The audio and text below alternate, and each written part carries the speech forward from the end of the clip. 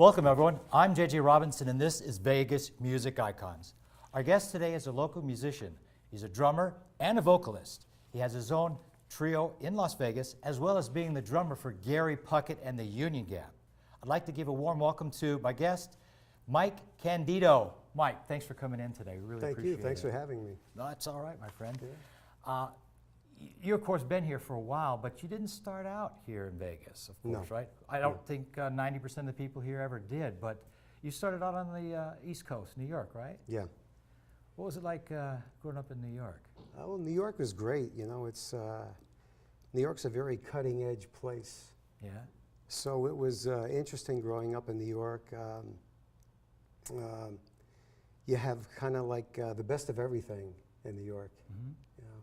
But at some point in time in your life, you discovered or had an epiphany where you wanted to be a musician. What was that, or what caused that happen in your life? Well, you know, at a young age, I started singing and singing at all the family functions, you know, that type of thing. And I would drum on everything that I came into contact with. You know, starting from when I would sit down to eat, my mother would say, "Miguel, stop drumming," and I would, you know, make a drum set on the kitchen table, and I would climb up on the ottoman and play on the top of the radio. We had my parents had a floor model radio, which I still have actually. And the center of that radio sounded so good. So when a tune came on that I really liked, I just climbed up there and started playing in the middle. Of course, my father had to get new tubes every couple of weeks. So, yeah. Did your parents kind of encourage you as a musician in the drumming? They just kind of let you go, saw that that's maybe where your drive was? Or Yeah, they did. You know, my parents told me, my father told me when I was young, I used to get excited. I used to hear the drum corps start up and practice. And I would tell my dad, I said, "That's what I want to be when I grow up." He says, "Well, that's okay. You can do that as long as you're the best at it." Oh, that's good. That's encouragement to the yeah, best. so he was cool that way. They were both cool that way. But what about the vocalization, singing? Did that come with it, or? Well, I kind of sang. I was singing before I was drumming, actually. Like I said, I used to sing at all the family functions and being Italian, you had a lot of social functions, I imagine, right? A lot of family functions. Usually 3 a week. 3 a week. That's a lot of singing. Yeah, yeah. So eventually, at some point in time, you started getting paid for that, right? I mean, yeah. You had a gig. What was the big gig? What was it that broke you into, you know, starting to actually make money doing this? Oh wow!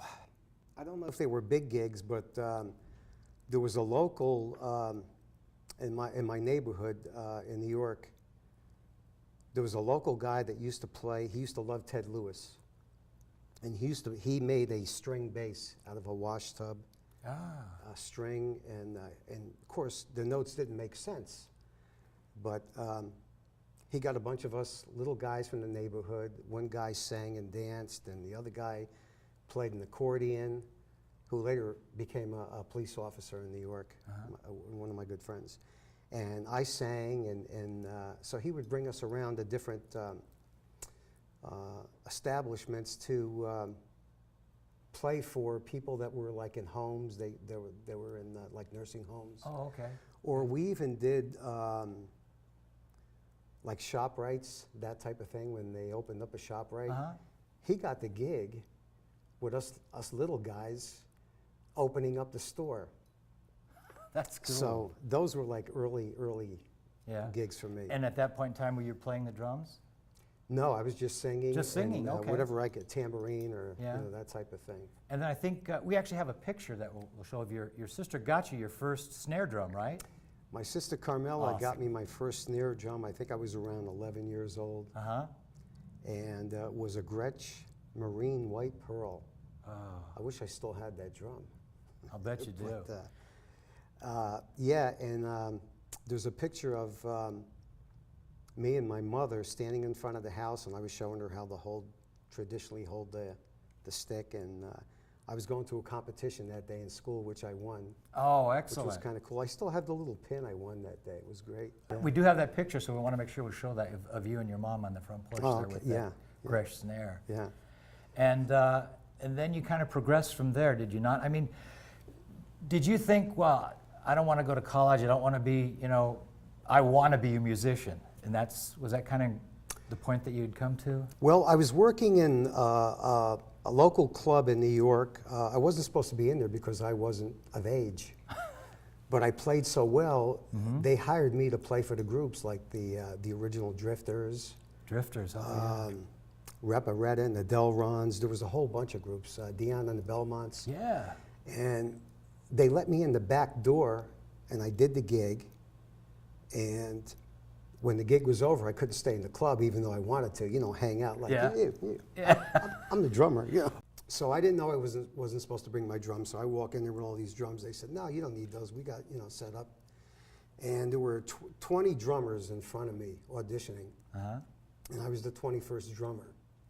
So after about, I don't know how many hours, you know, I just went in, and when I played, these guys started laughing at me. And I'm thinking to myself, what are these guys laughing at me? And I just nailed this stuff.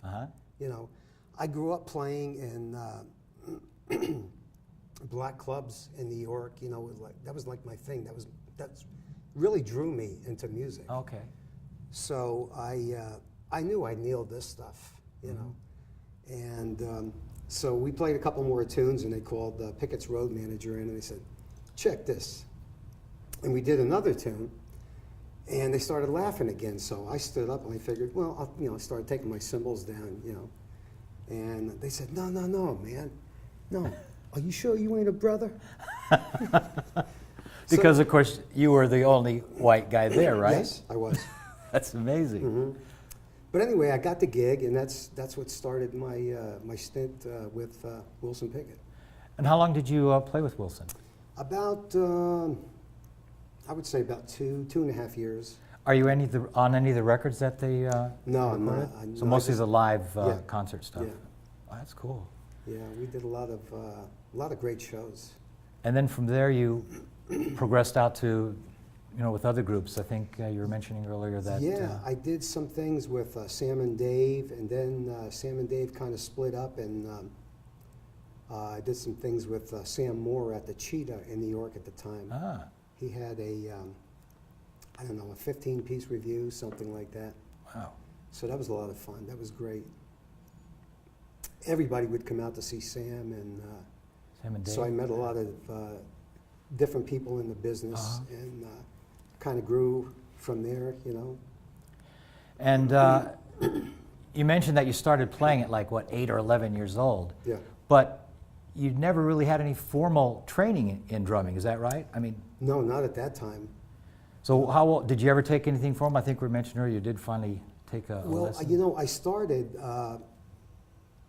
people started putting things in front of me. You know, I got hired for so many things, being this really good drummer, and I couldn't read because I never had lessons. Read music. Yeah. So I got a bunch of books, and I taught myself, so I was self-taught. I think I had I was fortunate enough to have 3 of, I think, the best master teachers in the world. I was about 21 years old, I think, when that happened. I went to study with Billy Cobham. He was teaching at Frank Ippolito's in New York. And Billy, at the time, he was with Mahavishnu. He was so popular that he had no room for any other students. But Billy and I became good friends, and I learned a lot from him. And he turned me on to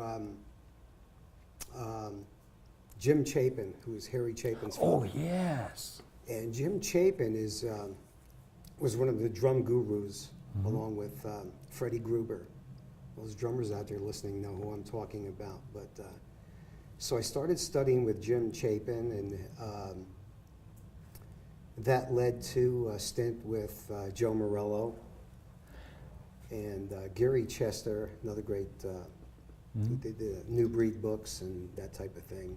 It's interesting that you mentioned that, because one of the things I wanted to ask you is, in your opinion, who do you think 3 of the top drummers of all time would be? In your opinion, of course. Wow. That's such a hard one. Yeah, I know it's tough. It's so personal. My top three? Sure, My yes, top three. yes. Oh, that's really hard. But I would have to start with, of course, Buddy Rich. I talked to someone, I was telling my girlfriend, I Yeah. said, I'll guarantee you he's going to mention Buddy Rich. Yes. That's good to hear that. Yeah, and I finally met Buddy. Well, I met Buddy Oh. on and off, but not to really speak to. But one day there was a company that made my sticks. I designed my own stick at the time, and they made Buddy's stick. Ah. So I actually met him. He was there picking up sticks. I was picking up mine. He says, "Nice hands, kid." You know, and I was working. That's a compliment. Yeah, it is. Yeah. I said, "You want a pair of my sticks?" He said, "No." Yeah, right. I said, "But I want a pair of yours." So he threw me a pair. I said, "No, I want something you work with, buddy." He says, "Come on, I got a pair out." And I just did Philly a couple days ago. I got some sticks in the car, and he wrote Buddy on it. Do you still have them? I still have Awesome. it. He didn't write Buddy Rich. Awesome. He just wrote Buddy on it with a pencil that he had in the awesome. back of the trunk. So anyway, he gave it to me. And but anyway, so of course, Buddy inspired, I think, just about everybody that played about the other drums. two? Yeah. What do you think? It's really hard because I have so many favorites in different areas, you know, Yeah. different genres of music. That's all right. Spread it out. You know, however you want. Jack DeJohnette. Not familiar with them. Jack's a great drummer. He's on Tony Williams, Elvin Jones. These guys are really inspired my jazz playing at a young age. As a matter of fact, I learned a lot from them without actually studying with them. Uh-huh. I had many conversations with Jack DeJohnette on the phone, and I didn't want to hear the compliments. I wanted to hear but. Yes. I wanted to hear the but stuff, Yes. you know, which he finally got to. And because I relate to his playing so much. But he turned me around in a lot of different areas, which is why I play the way I do today as far as jazz, you know. Which is your, of all your genre of music that you do play, and I know we were talking, you play everything. I think you play Hispanic music, you play, of course, jazz, which is your real love, and then you got rock and roll, of course, and you've got it all. You play it all, but where you really like is to play jazz. That's where you're comfortable. That's my love. Yeah, that's who I really am. But like you say, you know, I do everything because you have to do everything if you're going to be a drummer in the music business. And I teach that with my students as well. You know, they're well-rounded when they leave me, so they can, whatever they need to do, they can do at that point. All right, and then, but you sing and you drum, so it's like, that's, to me, amazing to be able to coordinate all that. I mean, if I use a knife and a fork, that's two appendages, I'm done. But you're using a right hand and a left hand when you drum, and a right foot and a left foot, and then you're singing. It's like, it's amazing. Well, your voice, one of my teachers, Gary Chester, used the voice. Your voice, he used to say your voice is your fifth limb. And he used to have us doing this, here again, you drummers out there know what I'm talking about, the New Breed books that would totally pick whatever you did, no matter how well you played. These books picked you apart. Dave Weckl was one of his students, Kenny Aronoff, so many guys. And as a matter of fact, when I got done with that book, I said, I'm never doing this book again. Later for that. You know. It was painful? Well, it really, it kind of made you ambidextrous even though you weren't, because Gary had, your drum set was divided into, it's called territories. Your left hand, everything over here, you lead with your left hand, everything over here, you lead with your right hand. Okay. And of course, you would add what he wrote out systems to save a lot of time in the studio, because any mistakes back then in the studio, liability. So a lot of bread, costs you a lot of bread. So he came up with these systems to make things easier. Producers might want to hear on the hi-hat, they want to hear tick, tick, tick, tick, or they might want to hear eighth notes on the hi-hat as well. So what do? Well, Gary had a hi-hat over here. And then he had another hi-hat over here. And then he had a floor tom over here, which simulated another bass drum, another kick drum. They didn't have all the double pedal stuff and all that stuff back then, so you had to really be creative with your playing in the studio. So to give a producer what he wanted. So those are the systems that Gary taught, and the voice was your fifth limb.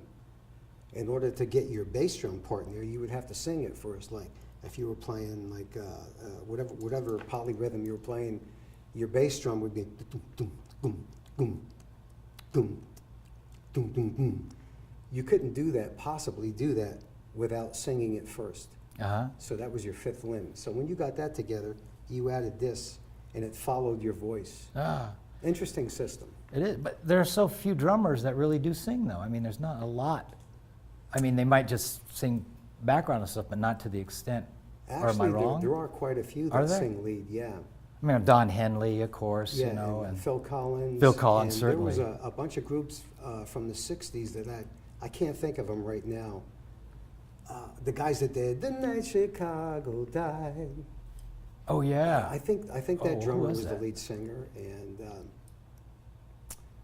yeah, there was a lot of them. Yeah. Well, I always think of like my favorite, the Beatles, and of course I can't really think of Ringo doing too many solos, maybe because his voice wasn't all that good. But speaking of the Beatles, which is my favorite group. One of mine too. Excellent, I'm glad to hear that. But I am so totally jealous because you actually had personal interaction with almost all the Beatles. Why don't you share with us some of those personal interactions? Well, I actually met all of them except George. I never had the opportunity to. I hate you, Mikey. I hate you, brother. George. Either that or let me live vicariously through your body. But tell us a story. How did you meet, say, for instance, I know the one on Ringo. You got to tell the story. It's a great story. Ringo, I was practicing at a place called Beaver's Bandbox in Tucson, Arizona. I was living there at the time. And actually, Paul lived down the road from my brother, not too far. And I used to run into Paul and Linda at this Italian restaurant. And Paulie would always say, Mikey, who are you working with now? What are you doing now? What are you doing now? You know, because I was always working with a different act or whatever, so he always wanted to keep up it. But I was practicing at this place called Beaver's Bandbox in Tucson, and Ringo was in town to do something at one of the resorts with his band. And he heard this drummer playing. He said, who is that? And they said, some guy moved here from New York, you know. So I was playing. I had my big concert kit set up. I had about, 14, 17 drums, whatever it was. And actually, I had a car accident in New York, so I was trying to get my chops back together, which is why I moved to Tucson, because it was hot and dry, and I lived with family, my brother and his family. And so I was working out pretty hard, and I see this head come out from it was a big like sliding glass door, and the head did this, and I'm playing, and in my mind I'm saying Ringo Starr, nah, and I'm playing, you know, and it does this, you know. So finally, after about the third time, I stopped, and I went and opened it up, and you know, I said, Ringo. He says, you sound great, mate, or however he said it, whatever he said. And he says, who are you? I said, I'm nobody. I'm just, a drummer trying to get my chops together. I told him the story of why I was there, and That's awesome. That's awesome. He invited me to his show, to play on his show. And that was the All-Star Band, of course. Yeah, right? that was the All-Star yeah. Band. That was a long time ago, actually, when he first put that together. He was doing a benefit there. But I had a gig, and I got a local gig, so I said, nah, I don't want to blow that, so I better do that. That's cool. That's great. Yeah. Now, you started to talk about Paul. Yeah. You had some more interaction with Paul, didn't you? Wasn't there an opportunity maybe to work with him, actually? There was a gig in Manchester that he was adding to his show, that type of thing. Anyway, long story short with that is, I started learning the show, and I didn't hear anything back from his camp. And one day I get a call, and I said, I'm kind of learning the show, and they told me originally I would have to sign a lot of pyrotechnics on stage and that type of thing. And anyway, so I didn't hear anything back, and I said to my wife, I said, that's kind of strange. I wonder if this was legit, And so one day I'm driving to a local gig here, which I do on Sundays, and in Vegas. And I get a phone call that, the gig wasn't happening because issues with the venue. Paul didn't want to go Oh. there, and blah, blah, blah. But he thanks you very much. I said, that's cool. And then I get another phone call back, and he says, I said, is the gig back on? He said, the guy, he says, no. I said, oh, I was kind of, I had my hopes up. Yeah. But anyway, so he said, but do you have a second? I said, yes. And he said, hi, Mike, Paul McCartney here. And I didn't realize you lived in Vegas, but I was doing a thing at MGM. Whoa. And for iHeartRadio, I think it was. Uh-huh. And, but he thanked me, the whole thing. So it was nice of him to call me. It was And cool. stuff, yeah. I didn't tell him I was the guy you used to speak to in the Italian restaurant. That might have been a shoo-in for you. But I will one day. I'll tell him about Yeah. that. And the best for last, of course, John. You had an interaction with him as well, right? John, yeah. A friend of mine, Andy Newmark, was the drummer on his last album. And they did that in New York. And I went to a couple of the sessions and had some pretty good conversations with John. Just down-to-earth cat. Just really, I related to him, But I think you mentioned that the last time you spoke with him was like within a week of when he got shot, wasn't it? it was either 2 or 3 days before. Oh, wow. Yeah. That's amazing. Very sad. What a great What a loss. loss, Yeah. yeah. Yeah. Yeah. Now, speaking of that, though, I know there's a long list of the groups that you've played with, a tremendous list. And why don't you tell us a little bit about some of at least kind of mention some of the groups, because it's just a huge list of your experience with these groups. Larry Lipschitz and the Farquhards? No. I have that record. The only one that bought it. I had to get Larry in the first one. No, Wilson Pickett was one. The Spinners, the OJs, I've done stints with them. Sam Moore, Sam and Dave. Johnny Rivers. Oh, yeah. Roberta Flack. Les Paul. Is he as good with the Gregory guitar? Hines. Les Paul? Is he as good with guitars? He's great. A legend, right? He was great. Oh, jeez. Used to go to his house in Jersey there in, was it Mahwah? Mahwah, New Jersey. And it was like he had all these, he was like the professor. He had all these inventions, man. There was like stuff Yeah. all over the place. It was pretty interesting. That's cool. Yeah. Who else you played with? I know Herman's Hermits, of course. Played Herman's with him, Hermits, yeah. Peter Noom. I did that for a while. I did Dion DiMucci. Jesus, so many people, I can't think of them all. I know it's a but, huge list, and yeah. it's really a tribute to how long how good I've you done are, some so long you've been going. Mickey Gilley, Little Jimmy Dickens. Mickey Gilley, so you do country western too? Oh yeah. You're right, you can't I do it all. love country. Do you really? Yeah, I love country. Yeah. Not as much as jazz, though. Yeah, well, I have this thing I say, I'm a New York, Italian, doo-wop singing, jazz playing, country mobster. With soul. You forgot that. With soul. Yeah. All that funk stuff. Now, you mentioned you had some interaction, I guess, with Frankie Valli, and I think I know your voice isn't too good today because you have the sinuses and stuff. Otherwise, I'd ask you to do a Frankie Valli, which is a phenomenal how you can get up that falsetto voice. But you had some interaction with them too. I'm glad I can still do that, actually. I'm glad you can too. It's I mean, amazing. It's amazing. I amaze myself, actually. But yeah, I've done that stuff for a long time, and I actually got to sing with the Four Seasons when I was a little kid because I went to one of the shows. Here again, I shouldn't have been there, and that was in. Tommy DeVito, I think, remembers that because it was in Newburgh, New York. It was a place called the Trade Winds, and I went backstage, and it was Bob Gaudio, Joe Long, who took Nick Massey's place in the Four Seasons. Tommy DeVito, of course, and Frankie. And I forgot what I sang. I probably sang Sherry. Yeah? Yeah. And Frankie says, "Kid sounds better than me." I'll never forget him saying that. He went like this, and he turned around, and he walked out. There were like curtains there and stuff like that. You showed up the guy, man. Yeah. But I get together with Tommy. Tommy lives here in Vegas, and he's a great cat. And Joe Long used to live here. Joe comes back and forth, the bass player. He lives in Jersey now. And I forget where Bob lives. I think Bob might live in Nashville, if I'm not mistaken. Ah. And Frankie's, I still think, in California. Yeah, it was great they had that play that came out, kind of gave him a rebirth. Yeah. That was Yeah, cool. that was great. And the movie. Yeah, it's the movie as Yeah. well, yes. Yeah. That was great. Yeah.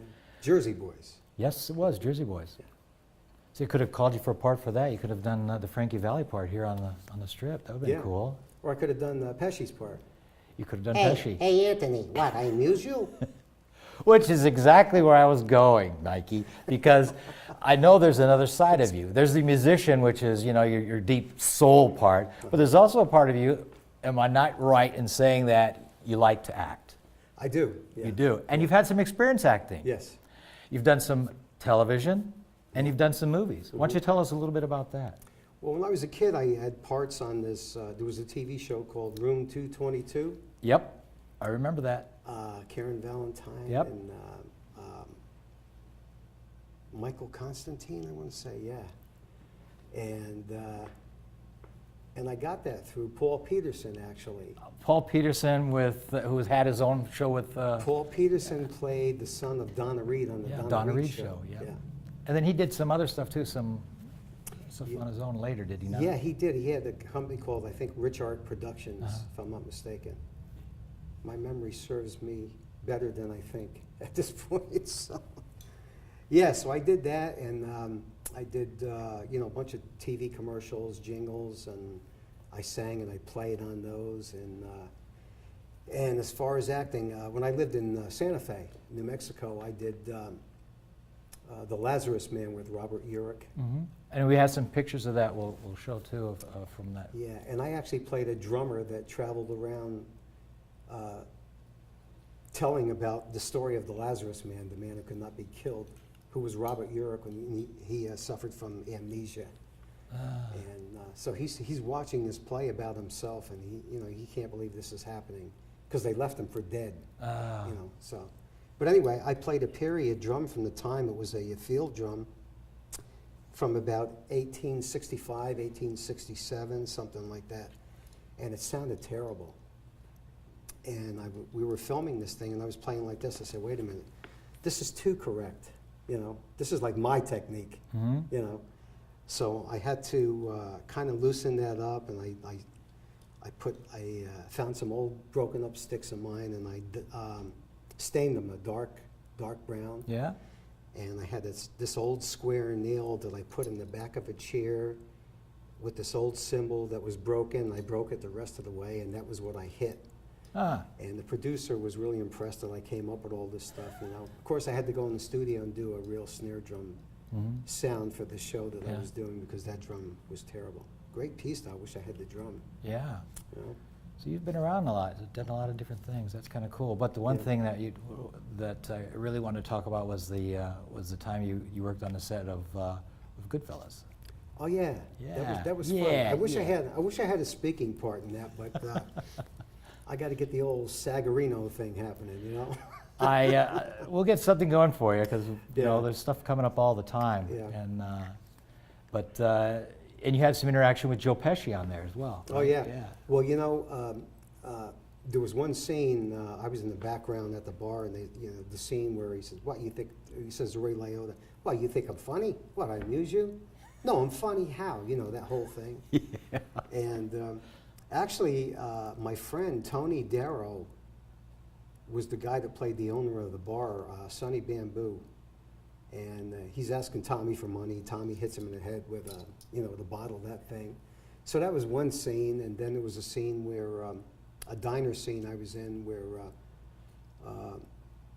Tommy was going to get made in the movie, but they whacked him instead. So De Niro goes out and he calls, and he said, well, he's gone. There's nothing we can do. He's gone. And De Niro starts, slamming the phone down. He kicks the phone booth over, just like that bottle of water. Did you hear that, folks? Anyway. At least it wasn't the bucket you kicked there. Yeah, it wasn't a bucket. Yeah. So, and the other scene was the Copa scene. When Bobby Vinton was on stage, I was in the audience. It actually was Robbie Vinton, Bobby's son. playing his father. And Bobby was sitting in the audience, actually, also. Oh, that was cool. Yeah, that it must was have been cool. nice. Something you didn't know about the movie. The what? Something you wouldn't know if you didn't talk to you that yeah. actually happened yeah. there. Well, you know, you certainly wouldn't see me unless I actually said, you see that little guy back there with the sharkskin suit on, the thin tie and his hair slicked back? That's me. Yeah, Mikey, sure. Getting back to the question we had before, we got down to the 2 drummers, and then we digressed a little bit. That third one is going to be tough for you. We never came up with a third favorite drummer that you have. Wait a minute, I only thought there was one drummer. Was it you want to go back and get the other one? Well, Buddy Rich, of course, like I said. Buddy Rich yeah, is number yeah, one, yeah, absolutely. number one, yeah. It's just so hard to pick because there's so many of them that were so great. It would do everybody else a dishonest. Good point. Good point. You Why know. don't we defer to say everybody else is 2 and 3? How's that? Yeah, Buddy Rich is at the top, Yeah, though, huh? yeah. That's good to hear that. yeah. 'cause I'd always thought Buddy's definitely number one. But he was amazing. yeah, But at some point in time, you left New York, and you went to warmer pastures. So you went down to New Mexico. Was that the first place you stopped, or was it Phoenix or Arizona? well, I left New York because of a car accident and a bunch of other things, and I went to.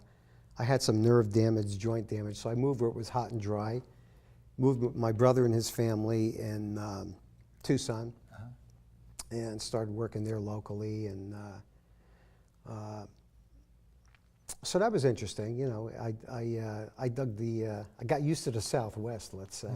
You know, and then you moved to Santa Fe for a while. That was kind of interesting. I moved to Santa Fe. I got a call from a singer that said I came highly recommended, so she wanted me to go to Santa Fe for 3 months to play her show at the Hilton. Her name was Lori Janier, really great singer. And they put a whole new band together, and the band was so good they kept renewing her contract. So they renewed it until the end of the year. But in that course of time, I started working with a lot of local people there, and at the time there was a lot of work in Santa Fe. So I was doing everything from working with local groups doing ranchera music and cumbias and Tex-Mex, that type of thing. A lot of Brazilian music, you know, that type of stuff, R&B, you name it, jazz. There were some great jazz players there in Santa Fe. So that was fun, and you know, you could work 8 days a week then in Santa Fe. You know. Now, you mentioned all the different genres of music that you can and do play. Is there any difference in how you would set up your drum system or your drum kit, depending on what you're playing? Yeah, depending on what you're playing, like when I play jazz or straight ahead jazz, you have, I play certain drums for that. And usually, you know, you tune differently, you use different heads, you play with different sticks, you use different cymbals. If you're doing an R&B gig, I use a different type of drum, a different type of wood. Here again, different heads, different cymbals. So whatever genre you're playing, you usually have a drum kit that fits that that music. And I think you also mentioned at one point in time that you actually tune a drum. I mean, I'd never heard that before. We were talking that it's much more advanced than I guess most people would know, that you have to tune a drum, and then for certain ones you want a tighter skin, and for others you want a not so tight skin. Yeah, tuning is up to the individual, actually. Everybody tunes differently. There are different techniques for tuning. I use 2 or 3 depending on what I'm doing and what kind of heads I'm using, what kind of sticks I'm using. Yeah, it's pretty interesting. It's a whole different thing, drum tuning. It's funny, I got stuck at the airport one time, and I bought this new drum key. It kind of, a normal drum key kind of looks like a T, but this one was longer and it was L-shaped, and they took it from me. It was before I had flying status, where I don't have to deal with that anymore. TSA took it away from you at the... Yeah, and they said, well, what is it? They said, is it some type of tool? I said, well, yeah, you tune a drum with it. We said, well, no tools allowed on the plane. I said, it's a drum key. I just paid like, I don't know, $25, $30 for this key, right? Yeah. And it was a great key. And the other TSA agent, whose son was a drummer, knew about it, but she didn't have any input. She couldn't give. Anyway, they took my drum key and they took one mallet. I said, well, why don't you take the other mallet? What am I going to do with one mallet? I can play with one mallet. But they took one mallet and left me with one. And it wasn't even metal, it was felt. So go figure. There's no logic with the government sometimes. You know, just got to go with what they feel. This is true. Seemed like the tool actually took the tool, right? Yeah. Okay. There you go. And then you left New Mexico and you finally arrived to the desert here in Las Vegas. Mm-hmm. What drew you to Las Vegas as a place to roost? Well, my wife grew up in Santa Fe area in New Mexico. And it was just time for a change for her. You know, I lived there. We met there, got married there, and I lived there for about 9 years, going on 10 years. So we just decided Vegas. You know, there was a lot going on in Vegas, music scene, the whole 9 yards. Of course, it was a lot different when we got here than it was years ago when I came through with groups like the Fifth Dimension, and you know, it was like a whole different scene back then. Yeah. So I don't know, it seems like there was more camaraderie back then than there was now. Really? Yeah. I could be criticized for saying that, which I'm sure I will be, No. but it just seems like there was a tighter, it was a different type of camaraderie back then. Okay. Yeah. And when you got here, of course, you started into doing drumming gigs, but you also branched off and have your own drumming school here too, is that right? Yeah, I have a little studio at my house, and I teach, I have beginning students to advanced students, all styles, all types of music. I teach a technique that I developed, speed, power, control, and relaxation. And if there's any people in the audience that wanted to, get in touch with you to take your classes, what's the best way for them to get in touch with you? They could find me on Facebook, or they can. My website's down right now, so that's not going to be good.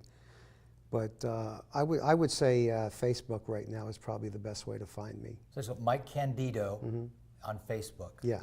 Okay. Or they could go to GaryPuckettmusic.com, which is the official Gary Puckett website, and click on band, and there's information there where they can reach me.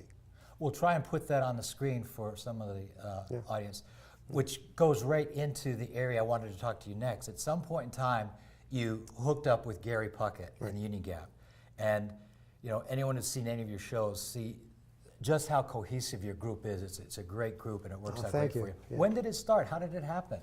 Well, it happened through a mutual friend. I met Gary Puckett and his wife, and needed a drummer. And Gary called me, and at my first gig actually was here in Vegas. When Gary Puckett came into town? Yeah, that was my first gig. When was that? It was about 9-10 years ago. Oh, wow. Probably going on 10 years now, yeah. That's great. Yeah. And it's a great band, it's a great group. And of course, Gary's the absolute best. Not because I work for him, but because when you see Gary on stage, that's the way he is when he's off stage. He's just himself. He's just very, very down to earth, and what you see is what you get with him. Very talented cat. That's great to know. Very talented cat. It's totally amazing. I did want to note too that the Union Gap, the three of you guys seem as if you were, attached cerebral or something, because every time I see you, it's smooth. There's no glitches. There's no, it's just so nice and smooth. It's nice to see you guys have achieved that cohesiveness. Yeah. But another thing I did want to mention is Gary Puckett Union Gap shows are phenomenal. I mean, I've seen you guys, which is how I actually met you. Right. Gosh, I've seen probably 7 times over the years. I know, yeah. And every show is a different show. So if you've seen Gary Puckett Union Gap once, you haven't seen them, that's it. Right. Because the next time you see them is going to be a different show. Yeah. One show you guys did, I think it was last year, the Union Gap, the three of you guys got together and did a cappella song that was phenomenal. Yeah. That was great. Yeah. That was amazing to see you guys do that. Yeah, that always goes over well too. It should. It was a great show. Yeah. And then, of course, the Christmas show Yeah. has a couple of stuff. They cover all his hits, of course. Yeah. But there's all that extra stuff that he adds is just, it's great. Yeah, for instance, Gary likes to constantly change things up to keep things fresh, plus give the audience, people ask for certain Union Gap tunes, and he likes to change that up, which is a great idea. It is. To do. So if people interact with him through his website, GaryPuckettMusic.com, Yes. then they can Yep. mention the stuff, and I guess he responds to them and everything. He about does, shows yeah. coming up? Yeah. That's great. It's like after a show, if there's 200 people there, he'll talk to every one of them. I know, he stays till the very He end. will. He'll talk bitter to. end. If there's 300 people, he'll talk to every one of them. That's who he is. That's great. And I always see you there also talking to anyone who I'm wants his to talk. sidekick. Everyone's going to have one, you know? Well, that's great. You guys Yeah. are doing great. And I Yeah. hope you go on forever. Yeah. But you you. also have your own little thing on the side, too. In addition to teaching a course, you've got your true love, jazz. Yeah. So you have your Mike Candito Trio. Is that correct? Yeah, well, I call it Mike Candito's Jazz Crew. And the reason I call it a jazz crew is there's so many good players here in Vegas that, everybody's busy. So you don't know who you're going to use for, could be one of several bass players or keyboard players, piano players. And so that's why I chose the name Crew. And plus it gives everybody a chance to, do their thing, with me as their drummer, so to speak. So it's kind of a nice thing, and I'm the kind of, when I play jazz, I'm the kind of guy that really likes to stretch out. I'm not polite about it because you shouldn't have to be. Jazz is jazz. Yeah. Where does it say you have to play jazz politely? So I like to use guys that understand what I do, Well, good. Can you expound on that? What do you mean politely? How are you impolite when you play his drum? You hit somebody with a Well, cymbal or no, something? there are drummers, and this is not to criticize anybody. It's just the way it is. People sit down, they play standards and blah blah blah, and I don't do that. I play when I come to play. I play, So anything goes. And the players I like to use understand that. A few of them didn't understand it at first when I got here, but they asked me, they said, "What are you doing?" I said, I'm playing the tune. That type of thing. So once they understood my playing, I play a lot of maybe over-the-bar phrases and stuff like that.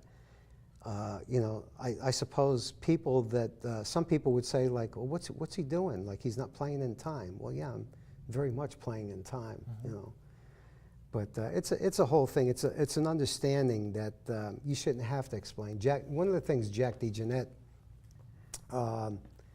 and Joe Morello told me, that if you have to explain your playing as a player, we know you're a player, so if you have to explain that to anybody, you have no business working with them. They have no business working with you. So that kind of stuck with me. It made a lot of sense. Why should I have to explain what I do? Of course, if you're on a gig and it doesn't call for, artistic playing, then you don't play artistically. You play the tune, But with jazz, there's more like almost like a free form to it, is there? Well, for a drummer? there's a form to it, but you can take it different places. There's a conversation that you're having with everybody in the group. And just like you and I are having the conversation, you would answer me a certain way. You would ask me a question. I could answer you simply, or I can answer you, yeah, but check this, and go into this whole thing and give you a really great answer. Yeah. Right? Sure. So it's the same thing with jazz. It's a conversation that's happening. And then to get in touch with you to see if you have any gigs coming up.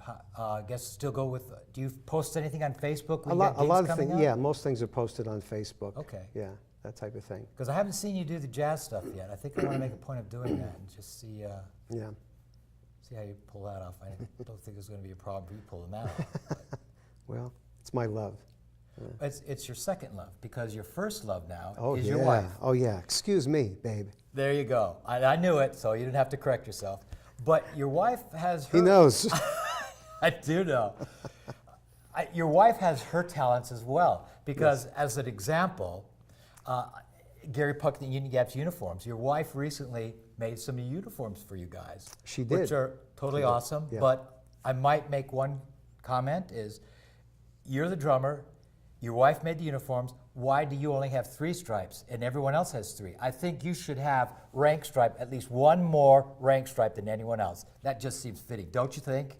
I didn't want to go there, actually. There might be a contract dispute next time. Of course, Gary can have the bars, but I think you should have another rocker on your Yeah, thing. you notice Gary doesn't have bars, right? Doesn't have Yeah, any bars. yeah. That's a great jacket. It is a phenomenal Yeah, jacket. yeah. It's did a great job, by the way. Yeah. I guess you mentioned that, I guess Gary contracted her to do that because they wanted a lighter material instead of the little wool ones? Yeah, you know, Gary used to wear, he broke out his original Union Gap I saw that. coat. I think it was on Woman Woman album. And it's very heavy. It's made out of wool. So Durette, my wife, who's a great seamstress, custom clothing maker, she's also an interior designer here in town. And she designed and made us the Union Gap outfits with lighter materials. Yeah. So they're a lot lighter on stage. And Gary liked them so much that she designed and made his coat, his Union Gap coat. It's awesome. Yeah. Mentioning that point about your wife, she has the business here now. She has a website and a store, does she not, here in Yes. Vegas? Keep my girlfriend away from that place, because I think I'd have to pawn the car to keep her happy with the purses and stuff. Well, that's great. And she has a website. What's the website? We can put it up on the... It's urbanranchgeneralstore.com. urbanranchgeneralstore.com. Yeah. And on there it's got a list of some of the things as well as the store hours and Yeah. stuff. And if she moves, we'll let everyone know she's moving, right? Yeah. That's cool. Yep. That's great. Yeah. Mikey, I tell you, we could talk for hours. I know. Because you I know, it's have great. so much in your head. And I really do encourage you, my friend, to, you remember I mentioned, if you don't carry a pad, carry a little digital recorder, your phone. Keep these memories going, because I think really that you would have probably a good phenomenal book. idea. It is a good book. Yeah. I mean, a good idea for a book. Yeah. It's all about you. Yeah.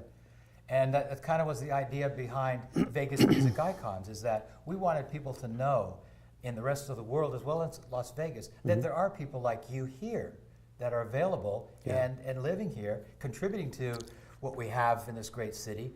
But you know, it's just not Sin City anymore. There's a lot more here than that. Absolutely, and I you agree. are a perfect example of that, Mike, and I appreciate you coming on today. Well, thank you. Thanks for having me. It's fun. Anytime, and we'll have you on again sometime, because I know you're going to have some more stories coming up for us, and maybe some movies and stuff. Sounds great. I look forward to it. Great. This is J.J. Robinson on behalf of Vegas Music Icons. Thank you for watching, and please stay tuned. We'll have another one coming up soon. Great.